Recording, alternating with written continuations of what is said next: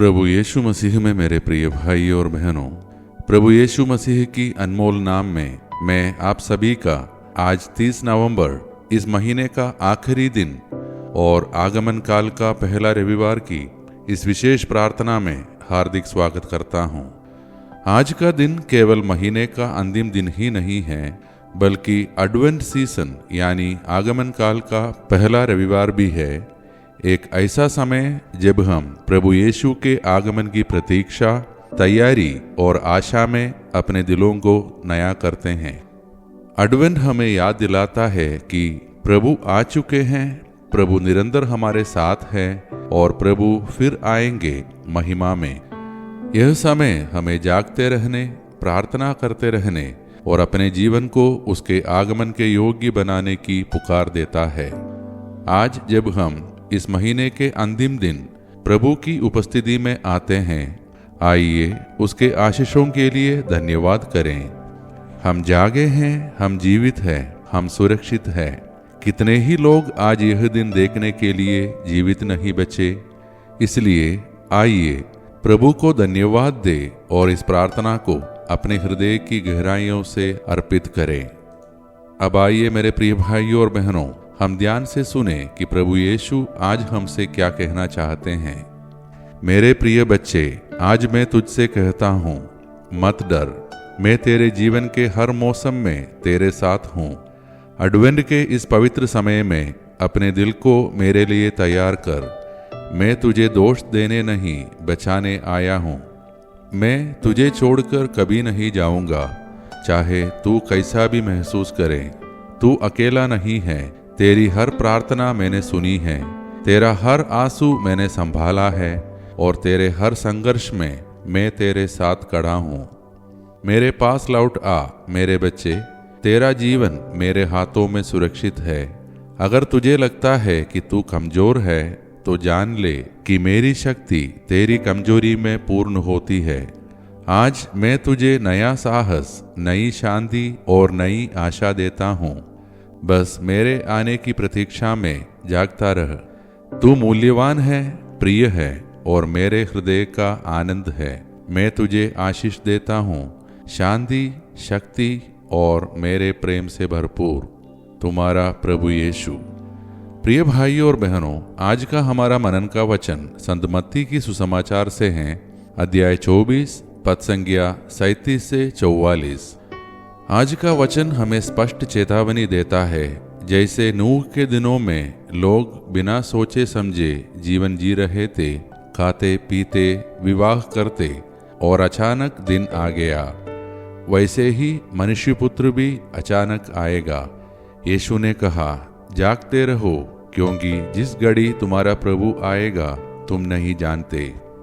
मेरे प्रिय भाइयों और बहनों, आज का वचन हमें दो गहरे संदेश देता है। पहला, जीवन की व्यस्तता हमें आत्मिक तैयारी से दूर न करे। नूह के समय लोग पूरी तरह अपनी दुनिया में खोए हुए थे। वे तैयार नहीं थे और परिणाम विनाश था। आज भी हम काम, मोबाइल, चिंताओं, रिश्तों, समस्याओं और योजनाओं में इतने उलझ जाते हैं कि प्रभु के आने के बारे में सोचने का समय ही नहीं निकालते। लेकिन एडवेंट हमें यही याद दिलाता है, जीवन केवल दुनिया की भागदौड़ नहीं है, जीवन प्रभु के लिए तैयार होने का नाम है। दूसरा, प्रभु का आगमन निश्चित है, पर समय अनिश्चित है। यीशु एक चोर की उपमा देते हैं। चोर कब आता है कोई नहीं जानता, लेकिन अगर घर का मालिक जागता रहता है तो चोरी नहीं होती। इसी तरह जागरूक हृदय, प्रार्थनापूर्ण मन और पवित्र जीवन ही हमें तैयार रख सकता है। अब हम देखें कि तैयार रहने का अर्थ क्या है।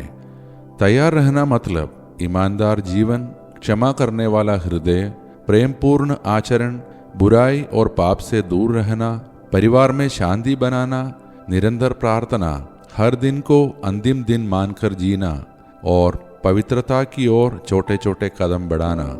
ये बातें केवल आगमन के लिए नहीं, बल्कि दैनिक जीवन में भी हमें आशीष देती है।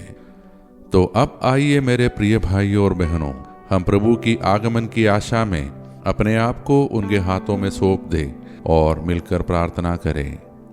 हे सर्वशक्तिमान परमेश्वर, इस आगमन के प्रथम रविवार पर हम तेरे सामने कृतज्ञता के साथ आते हैं।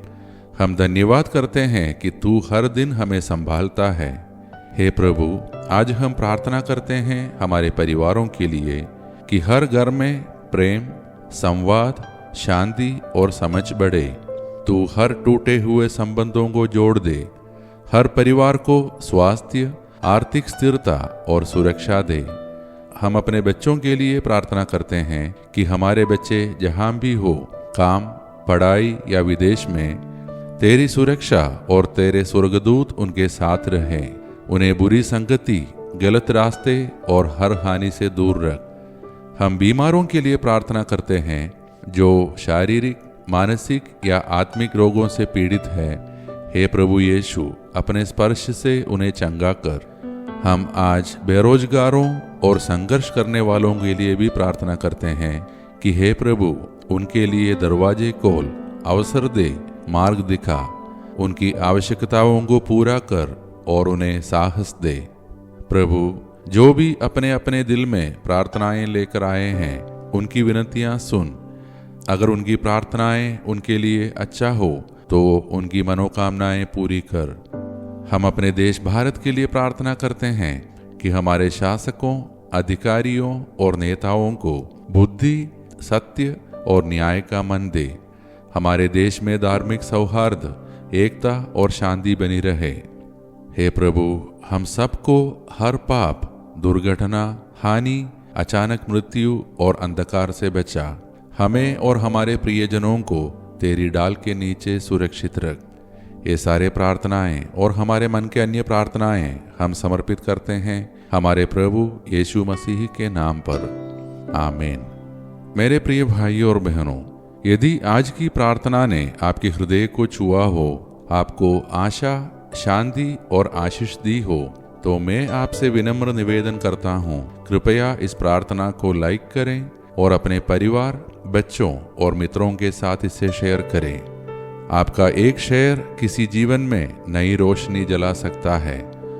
हम कल की दिव्य कृपा की प्रार्थना में फिर मिलेंगे। तब तक प्रभु यीशु हमको आशीष दे, हमारी रक्षा करे और एडवेंट के इस पवित्र समय में हमारे हृदय में नई आशा, नया साहस और नई शांति भर दे। आइए अब हम सब मिलकर अंतिम आशीष की प्रार्थना करें। ईश्वर को महिमा, देवदूतों को सम्मान मिले, शैतान को पराजय, पवित्र क्रूस को विजय मिले, विश्व में फैली कलीसिया को प्रतिष्ठा मिले, मृतकों को पुनरुत्थान, पश्चातापियों को स्वीकृति, कैदियों को रिहाई, रोगियों और दुर्बलों को स्वास्थ्य चंगाई, अनाथ तथा विधवाओं को न्याय मिले और विश्व के चारों दिशाओं में क्रिस्त की महती शांति और अनुग्रह की वर्षा हो। हम पर जो कि दुर्बल और पापी है, संपूर्ण विश्व पर उसकी सीमाओं तक हमारे प्रभु यीशु क्रिस्त की अनुकंपा और करुणा उतरे और छाई रहे, अब और अनंत काल तक। आमीन। धन्यवाद के साथ स्तुति गाऊंगा, हे यीशु मेरे खुदा, उपकार तेरे हैं बेशुमार, कोटि कोटि स्तुति धन्यवाद, कोटि कोटि स्तुति धन्यवाद, कोटि कोटि स्तुति।